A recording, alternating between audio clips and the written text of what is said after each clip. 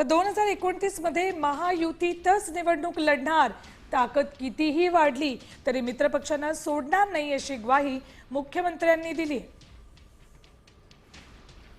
महायुतीतच लढणार असल्याची ग्वाही मुख्यमंत्री देवेंद्र फडणवीस यांनी दिली। भाजपची ताकद कितीही वाढली तरी आम्ही मित्रपक्षांना सोडणार नाही आणि 2029 ची विधानसभा निवडणूकही एकत्रित लढणार, अर्थात शिंदे सेना आणि राष्ट्रवादी काँग्रेस अजित पवार गट यांना सोबत घेऊनच महायुती निवडणूक लढणार अशी ग्वाही देवेंद्र फडणवीस यांनी दिली। ताकद वाढली असली तरी देखील माझं मत आहे की आजही महाराष्ट्रामध्ये आमच्या दोन्ही मित्रांची आम्हाला गरज आहे।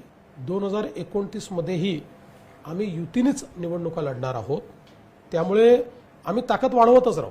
ताकद आम्ही कुठेही आपली कमी उधळणार नाही, ताकद वाढवत राहू, पण ताकद वाढली म्हणून मित्रांना सोडून द्यायचं असं आम्ही कधीच करणार। भाजपचे प्रदेश अध्यक्ष रवींद्र चव्हाण यांनी वक्तव्य केलं होतं, 2 तारखेपर्यंत आम्हाला युती टिकवायची असं त्यांनी म्हटलं होतं आणि त्यानंतर महायुतीतील अंतर्गत वाद हा चव्हाट्यावर आला होता। मात्र मुख्यमंत्री देवेंद्र फडणवीस यांनी पुन्हा एकदा आम्हाला युती टिकवायची आहे आणि 2029च्या निवडणुका देखील आम्ही महायुतीतच लढणार असं महत्त्वाचं विधान केलंय। देश विदेशातील प्रत्येक घडामोडींचे लाईव्ह अपडेट मिळवण्यासाठी आता साम टीव्हीच्या सर्व सोशल मीडिया प्लॅटफॉर्मला लाईक, फॉलो आणि सबस्क्राईब करा। तसंच सर्व नोटिफिकेशनसाठी बेल आयकॉन प्रेस करायला विसरू नका।